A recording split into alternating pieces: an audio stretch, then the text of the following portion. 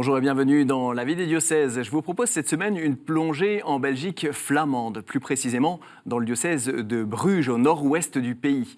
Nous verrons comment l'Église catholique fait face à la sécularisation croissante du territoire. L'initiative Le Premier Jour, par exemple, revisite les codes classiques de la catéchèse en misant sur une catéchèse pour toute la famille. L'évangélisation passe aussi par le souci des plus pauvres, qu'ils soient SDF ou migrants, comme aussi par la formation sur le modèle des Bernardins, une académie théologique a notamment été créée. Et nous avons la joie d'accueillir Monseigneur Laude Hartz. Bonjour Monseigneur. Bonjour.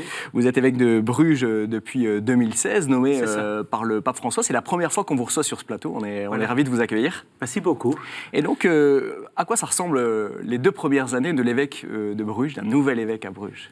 On fait la connaissance de beaucoup d'hommes et de femmes qui s'investissent dans cette église-là. Et je dois dire que je découvre plein de choses et je dois dire que je suis content d'être leur témoin aussi, des belles choses qui sont mises en route. Et voilà, on a aussi évidemment des défis, des problèmes, mais l'essentiel est qu'on garde la confiance et qu'on se met en activité, quoi.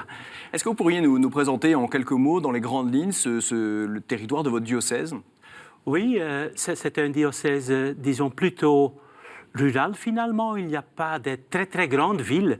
Il y a Bruges, évidemment, c'est une ville touristique. Il y a Ostende, il y a Courtrai, il y a Roelers. Mais il y a beaucoup de petites communautés. Et il y a, comme partout, évidemment, une mentalité moderne avec ses avantages et avec ses défis. Et dans cette société-là, on essaye d'être chrétien et témoin de l'Évangile, quoi, et de la vivre. Donc avec une connaissance de la foi chrétienne aussi qui diminue, une sécularisation qui augmente aussi ? Oui, évidemment, mais d'autre part, à mon avis, c'est surtout une possibilité de redécouvrir la foi. Et c'est ce qu'on fait petit à petit. On va voir tout ça dans cette émission.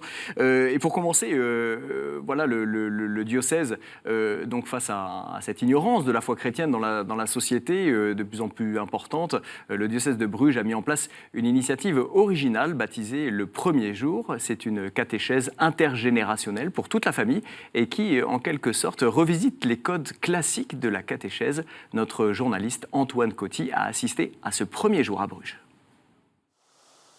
Nous avons rendez-vous chez Anne-Sophie et Alexis, un jeune couple belge habitant dans un quartier résidentiel.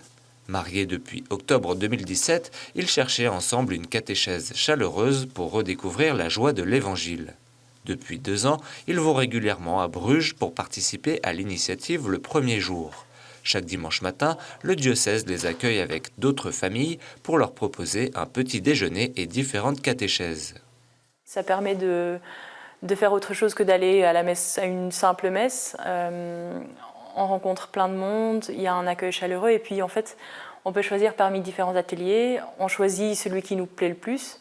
Si on a envie de chanter, on peut aller chanter. Si on a envie de participer à quelque chose de plus théologique, on peut choisir ça aussi. Il y a des choses pour les enfants, etc. Pour découvrir cela, prenons la direction de la maison épiscopale de Bruges.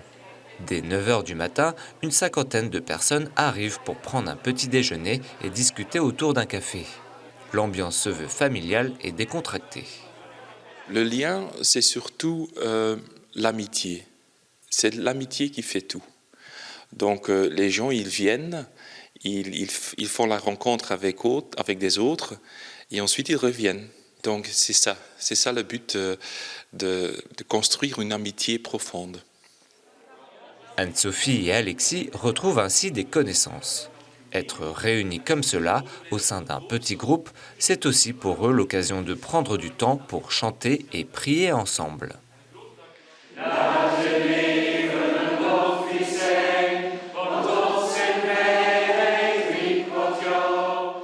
Cette ambiance amicale et fraternelle, c'est aussi le point de départ pour les catéchèses. L'objectif est de proposer différents ateliers simples et ludiques. Aujourd'hui, les participants peuvent par exemple assister à un retour en images sur la présence de jeunes brugeois aux Journées mondiales de la jeunesse.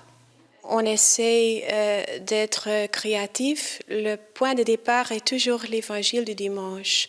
Et on essaie de sentir ce que le Seigneur nous dit. Et alors on essaie de mettre ces mots sur la vie des personnes qui viennent ici. Après les catéchèses, c'est l'heure de la messe au sein de la cathédrale Saint-Sauveur de Bruges.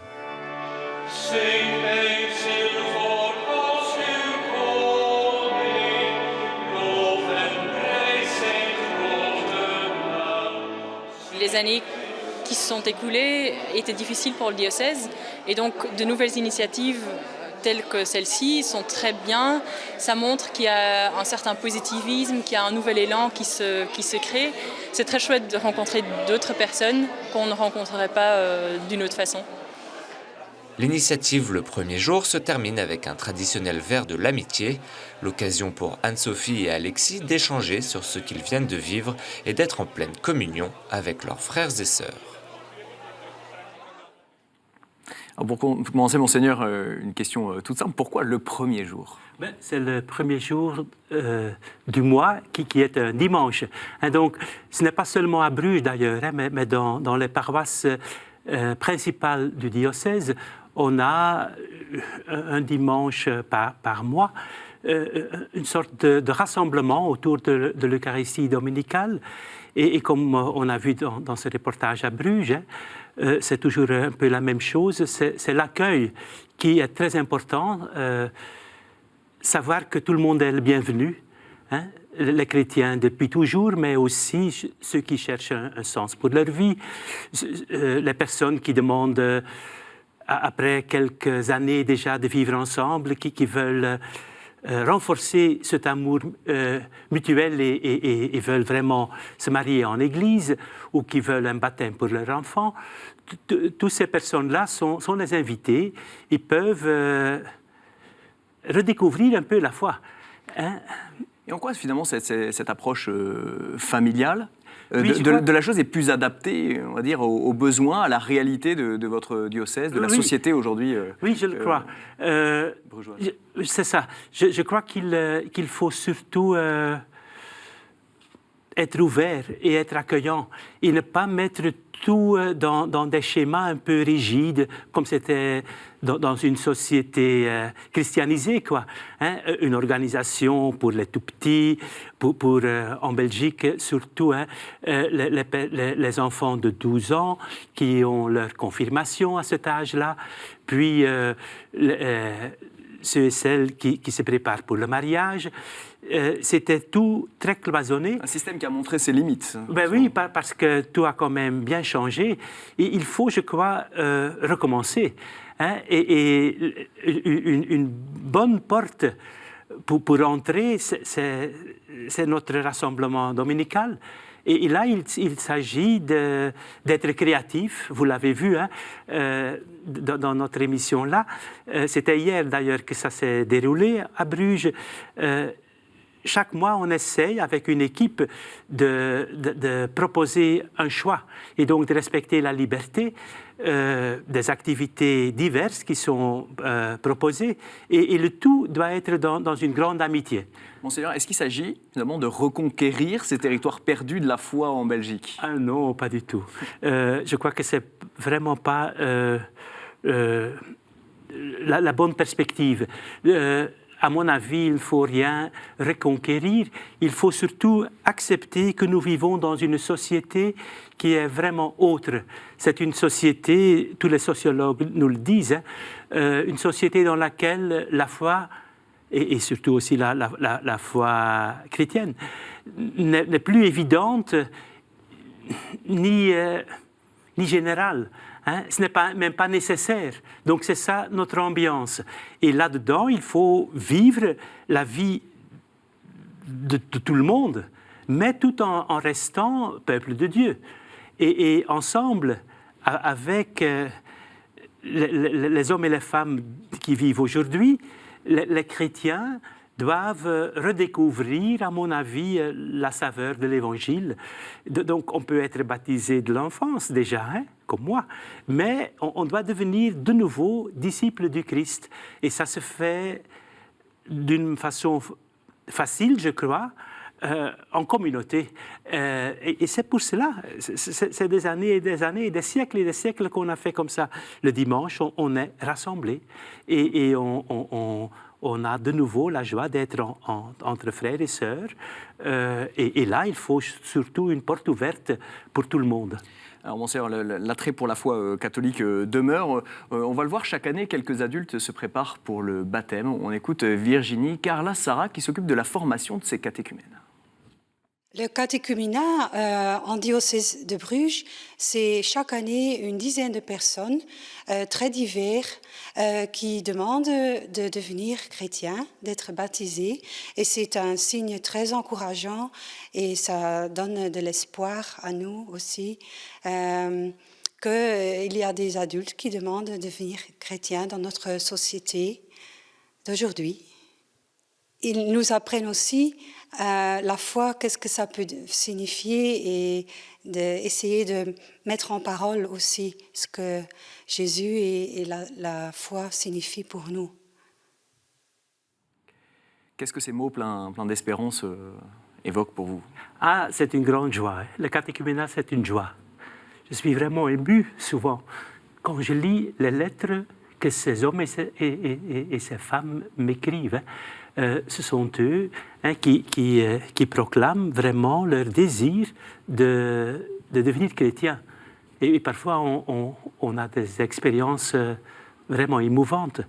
Une personne qui a été hier à l'occasion de l'appel décisif m'écrivait qu'il était en prison et que là, il a découvert la présence du Christ.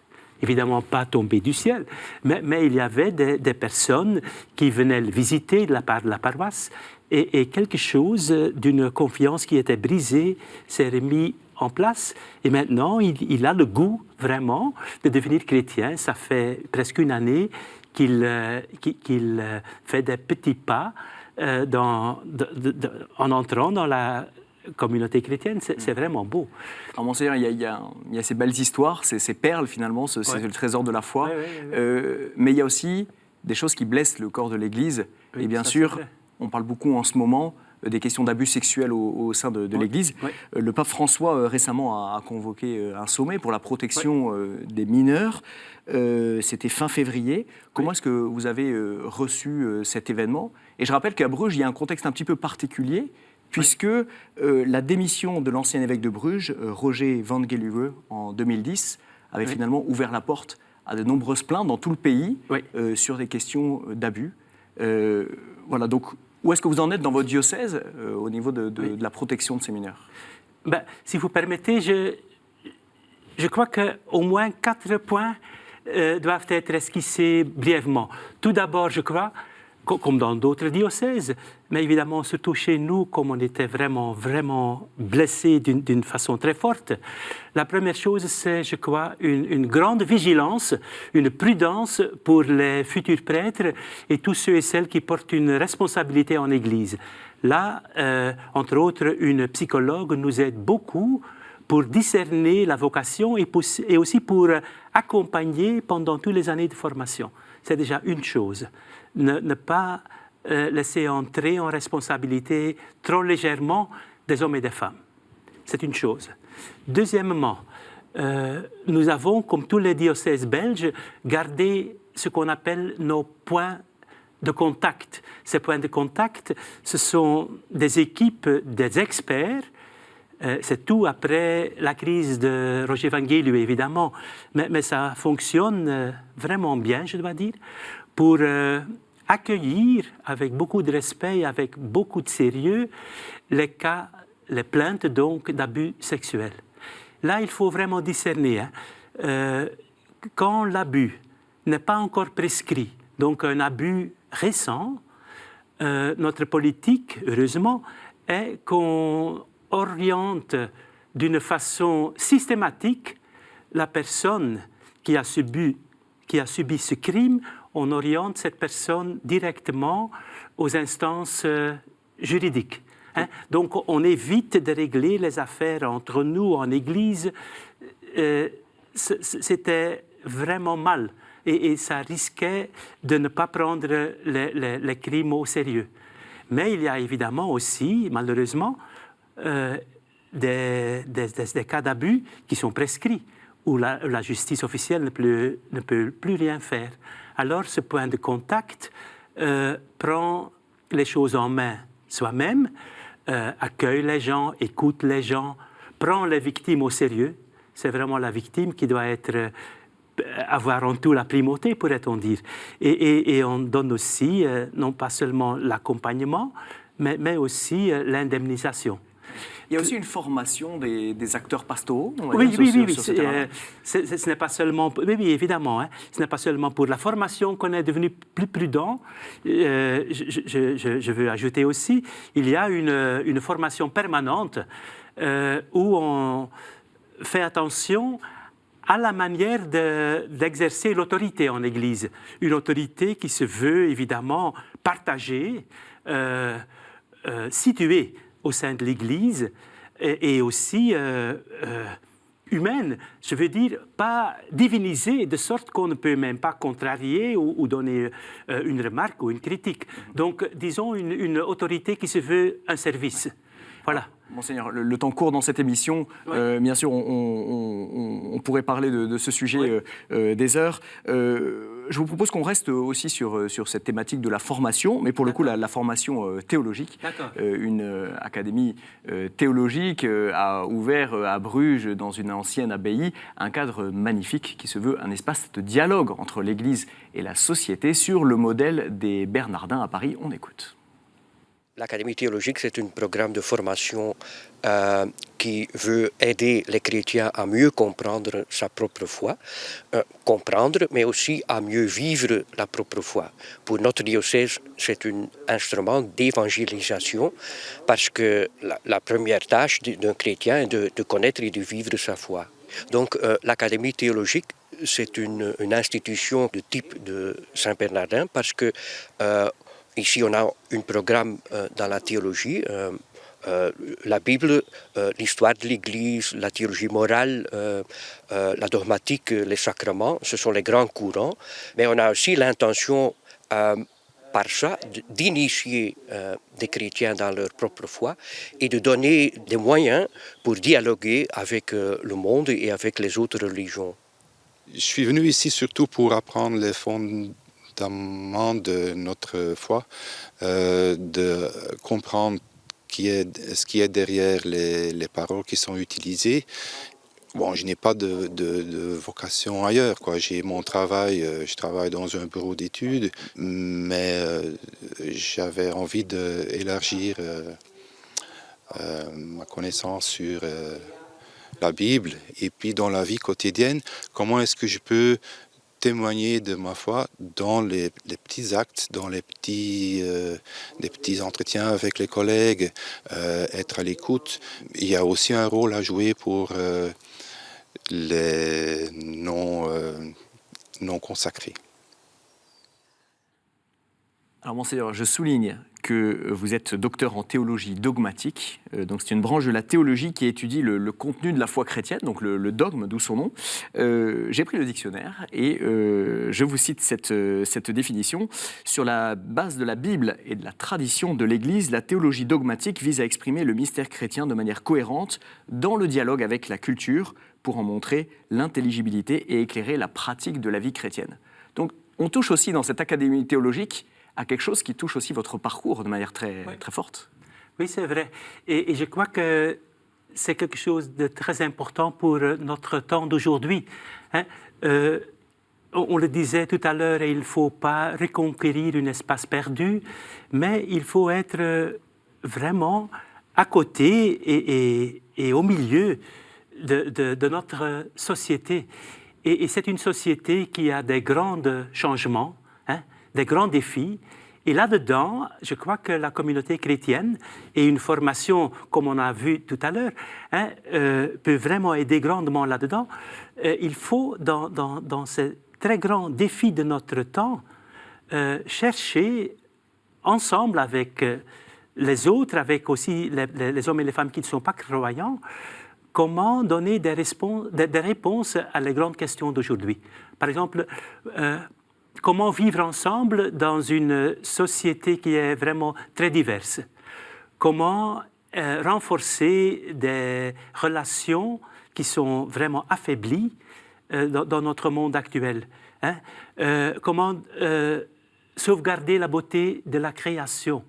Comment aider les jeunes à faire confiance dans la vie. Ce sont toutes sortes de questions pour lesquelles la foi et l'Évangile peut orienter, ne pas donner... La théologie peut amener à ces problématiques, on va dire, de société. Quoi. Oui, je le crois. Et donc, il faut un dialogue. Il ne faut pas parce que c'est un peu ça, hein, un malentendu. On pourrait dire, voilà, une science de la foi qui s'appelle dogmatique. Ça doit vraiment tomber du ciel, ça doit être rigide et ça doit même avoir une défense de penser librement et individuellement. C'est vraiment pas le cas. Et Monseigneur, comment on fait cette synthèse entre l'espace de dialogue et l'évangélisation, cet instrument d'évangélisation? Je crois que les deux vont ensemble. Donner un goût pour l'évangile, donc évangéliser, hein, partager la bonne nouvelle à tout le monde qui est intéressé, se fait au sein de la société dans laquelle on vit, avec les questions qui sont posées. Donc, ce n'est pas l'Évangile comme on l'a compris au Moyen-Âge, mais c'est l'Évangile du Christ qui est vivant au sein de notre société actuelle. Et donc, c'est ça le grand défi, et ça peut seulement se faire, à mon avis, en parlant avec les autres, en parlant évidemment et en écoutant vraiment d'une façon assidue sa propre tradition chrétienne, c'était dit dans l'émission, là, la Bible, le style de vie chrétien, la tradition spirituelle, mais il faut faire cela en dialogue avec les grandes questions de notre temps, avec le monde des arts, avec toutes les grandes questions qui sont dans notre foi monde. Et culture, hein, ouais. C'est vraiment ça. Monseigneur, il y a un autre terrain d'engagement des chrétiens dont j'aimerais que l'on parle aujourd'hui, c'est auprès des plus démunis. Oui. À Bruges, chaque jour, des bénévoles préparent des tables fraternelles pour des sans domicile fixe ou des personnes migrantes. Je vous propose qu'on écoute. Tous les jours, depuis 30 ans, on ouvre la porte à 10h jusqu'à 3h et on sert des repas, un repas chaud, simple, pour 1 euro.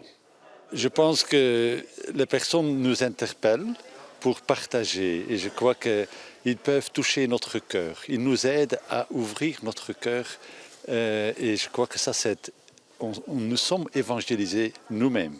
Et je crois que c'est ça vraiment la source du vrai bonheur, c'est vivre l'Évangile parce qu'on se sent en lien avec Jésus qui était aussi un très pauvre et on se sent aussi en lien avec ses frères et ses sœurs. Et ça veut dire aussi, ça approfondit aussi notre prière. On leur parle de Dieu, mais sans en parler avec la bouche, mais avec les mains, avec le cœur. Et je crois que ça, c'est parler de Dieu. Et si on sait que ces personnes sont parfois tellement blessées aussi d'amour, de fidélité, qui n'ont plus, qui sont vraiment parfois déçus dans la vie, nous, on peut leur expliquer un peu ce que ça veut dire être aimé. Et ils nous testent parfois aussi, parce que ce n'est pas toujours facile, mais c'est pour ça que le pardon et la miséricorde sont tellement importants dans une maison comme le Poverello. Monseigneur, c'est quoi finalement la portée prophétique de cet engagement des chrétiens auprès des plus pauvres? Je crois dans une société, parfois on doit faire des décisions. On doit juger parfois, dans le monde juridique, dans le monde administratif, des personnes sont jugées, surtout les plus faibles. Il y a des exclusions. Et donc, dans une société pareille, il faut aussi des lieux où on ne juge pas, où on accueille, où on se veut être amis et frères ou sœurs des plus pauvres, des personnes qui ont eu malchance. Et dans une société aussi flamande qui est aisée économiquement, qui est riche, oui, mais prospère. quand même, les richesses sont mal partagées, vous savez. Donc, on a quand même, à côté d'une grande partie qui est plutôt aisée, on a quand même pas mal de migrants.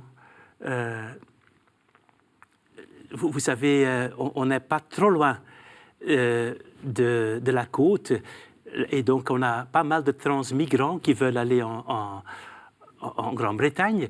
Donc, beaucoup de personnes passent chez nous avec des précarités, des personnes qui sortent de la prison, par exemple, aussi, des familles qui ont du mal. Et là, il faut un lieu d'accueil, un lieu où on ne juge pas, mais où on comprend. Et je crois que justement ça, c'est un peu l'Évangile mis en pratique. Vous nous parlez depuis le début de cette émission de cette église de témoins, finalement, dont vous rêvez et que vous voulez construire aussi. Elle passe par là, avant toute autre chose? C'est quand même un grand signe de véracité. Hein. On peut évidemment parler de la bonne nouvelle, mais il faut la vivre aussi, cette nouvelle. Et c'est ce que faisait le Christ. Hein. Il a raconté des parables superbes. Par exemple, le bon samaritain. Mais à la fin, il disait quand même, hein, va et fais de même. Et c'est ça, je crois, l'Église, elle ne doit pas tellement donner des indices moraux, elle ne doit pas être un peu un maître qui met des schémas durs et théoriques. Elle doit vivre quelque chose. Et c'est une vie joyeuse, je crois, une vie fraternelle, mais surtout une vie qui ouvre la porte pour ceux et celles qui en ont besoin. On doit être le frère ou la sœur des autres personnes. Un grand merci, Monseigneur, de nous avoir rejoints aujourd'hui sur ce plateau. Merci beaucoup. Merci pour l'occasion que vous m'avez donnée. Merci, Monseigneur. Et merci à tous pour votre fidélité. On salue bien évidemment tous les téléspectateurs de KTO en Belgique, et toutes les actualités du diocèse de Bruges sont à retrouver sur son site internet qui s'affiche en bas de vos écrans. Pour ceux qui parlent flamand, bien sûr, je vous invite aussi à visiter le site de l'Église catholique en Belgique, www.catobel.be. Et pour revoir cette émission, c'est en replay sur le site de KTO. À la semaine prochaine. Au revoir.